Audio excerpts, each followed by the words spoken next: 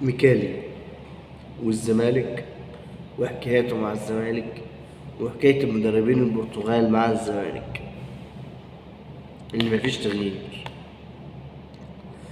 ميكالي هو مدرب اللي مكان كريستال جروس، مستنيين كريستال جروس، الإدارة مستنياه يقع في أي مباراة، يتعادل، أداء سيء أداء سيء أداء سيء من الزمالك. الإدارة مستنياه الغلطة، عكس الكلام اللي هي بتقوله له. يعني هي الإدارة بتقول له لا أنت مكمل معانا، أنت الأمور كويسة، أنت مش عارف إيه، استمر. تمام. تصريحات من بعض الأعضاء كده من ورا ظهرهم، كده من ورا ظهر الإدارة، لك لا في نية إن ميكالي هم فعلا يتكلموا معاه، وقال لهم أنا عندي أسباب صحية دلوقتي تمتنع عني إن أنا أفكر في شغل والكلام ده، هرد عليكم بعد 7 ل10 15 يوم بالكتير قوي. تمام. تكونوا حتى انتوا حددتوا موقفكم وردتوا عليا.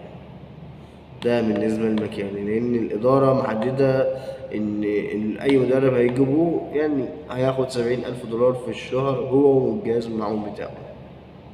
تمام. ف... فهم شايفين إن ميكالي هو الإيه البديل والأحسن دلوقتي. تمام. أو عاوزين يجيبوا حد كواليتي زي جوزيمو جوزيه مروي اللي هو كان بيدرب الزمالك قبل جروس وراح الفتح السعودي. تمام. او واحد زي روي فيتوريا مدرب منتخب مصر الاسبق. عاوزين يجيبوا واحد كواليتي زي ده، ما عرفوش هيجيبوا مكاني. تمام. محمد شوقي مستلم نائب مدير رياضي كابتن محمد رمضان، وأول ما استلمه مسك اشتغل على ملفات التجديد لكل اللعيبة. بالنسبة لحمزة علاء، حمزة علاء عاوز يلعب حارس مرمى الأهلي والمنتخب الأولمبي اللي اتألق في الأولمبيات اللي فاتت. تمام. وقال لهم أنا كنت قاعد احتياطي ورحت المنتخب وأديت وعملت مستوى رائع، أنا عاوز ألعب، أنا كده طول ما شوبير موجود والشناوي واحد رقم واحد أنا مش هلعب خالص دلوقتي. فكابتن محمد شاو من هنا لهنا، كلمة من هنا كلمة من هنا، قال له ايه انا هكلم الإدارة لو نجدد العقد ب4 سنين ونطلعك عرش طولة شوية، سنة سنتين، الكلام ده كلته يعني. تمام. بحيث يكون في امور اتعدلت، في امور مش عارف ايه، لك مستواك عالي نرجعك تاني يعني. ما عدا كابتن محمد شوقي ماسك كل الملفات، هو كابتن محمد رمضان ما عدا ملف واحد هو الشناوي، واللي ماسكه كابتن محمود الخطيب شخصيا، واللي هيرد عليه فيه شخصيا. تمام. نتيجة لاتحاد الكورة. بوساكا ده اللي هو مدير أو رئيس لجنة الحكام في الدوري المصري أو في الاتحاد المصري، ده الخبير الأجنبي يعني. تمام. كان المفروض كان هيوصل في يوم يعني ويعمل فيها تحليل الأخطاء التحكيمية، اتأخر فجه تاني يوم. فمين اللي تولى المنصب ده مكانه انه يحلل الحالات الجدلية؟ كابتن عبد الفتاح، كابتن عصام عبد الفتاح. تمام. ففي حالات هو وجه الراجل تاني يوم حلل نفس الحالات. ففي حالات هم اتفقوا عليها برأي واحد، وفي حالات هم اختلفوا عنها في الرأي بتاعهم. يعني زي ماتش الأهلي وبيراميدز دي كان فيها حالة تحكيمية جدلية. بوكاسا ده تمام كان طالب 35,000 دولار ياخدهم في الشهر، فتنازل بسبب يعني كابتن هاني أبو ريدة وهو بيعز شوية، فتنازل هياخد كام؟ 15,000 دولار في الشهر. تمام. نبص بقى كابتن عصام حلل، وبوكيسا حلل. تمام. وبوساكا حلل. ماشي. ونشوف بقى بعض الحالات يعني مثلا ماتش الزمالك وبيراميدز، كابتن عصام حلل ضربة الجزاء اللي موجودة فيها. تمام. وقال لك مش ضربة جزاء. تمام. بوسيكا بقى قال ضربة جزاء، وده وضع الايد بتاعه جاي فين؟ في الراس. طيب حالة ديت الايه دي حالة من الحالات اللي هم اختلفوا عليها، عكس الحالات التانية اللي كلهم اتفقوا عليها. اما الحالة التانية وحالة رأس الايه، الرأس في السنة،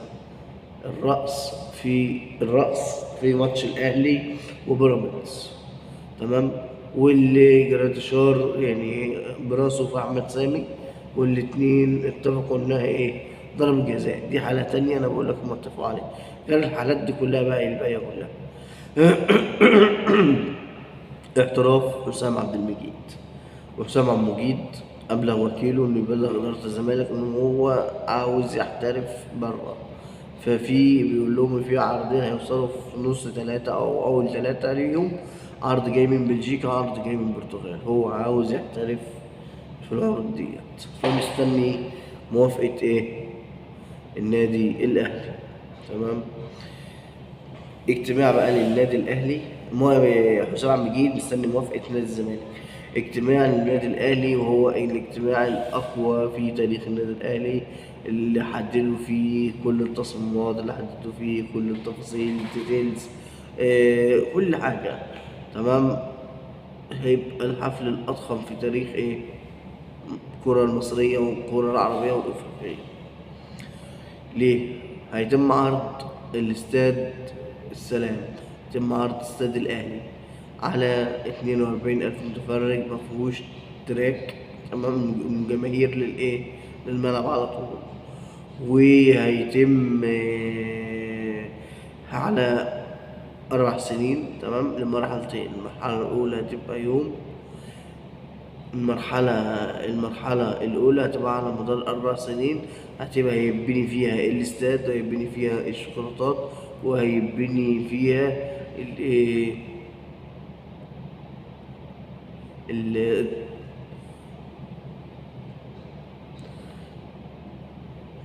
الاستاد ومتحف وفندق. ده المرحلة الأولى في الإيه؟ في الاستاد.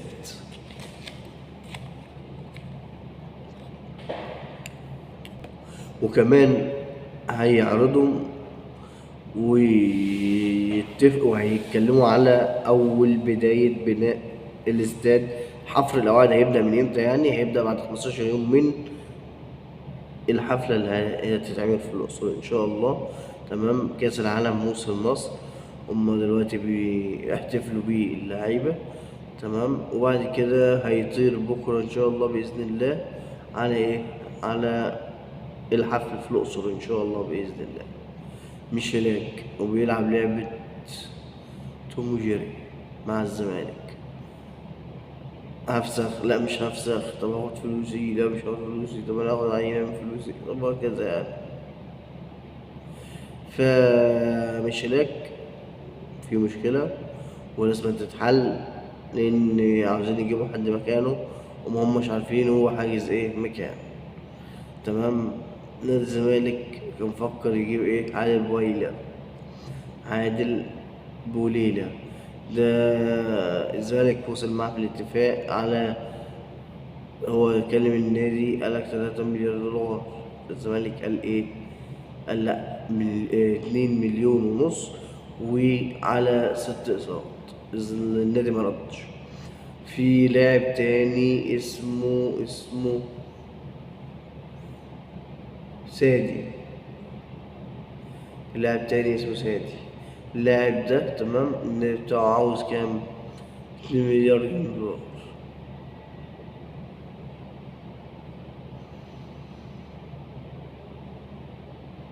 الزمالك وصل ل1,300,000 دولار، وقال له على 3 اقساط، قسط 300 وقسط 500 وقسط 500. النادي برضه مردش، فمش عارف ان الزمالك ماله.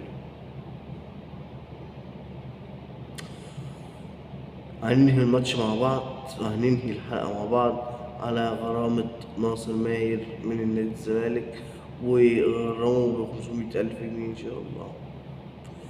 وصلت معايا لحد هنا، صلى على النبي، ولو مش مشترك في القناة اشترك عشان يوصلك كل جديد. والسلام عليكم ورحمة الله وبركاته.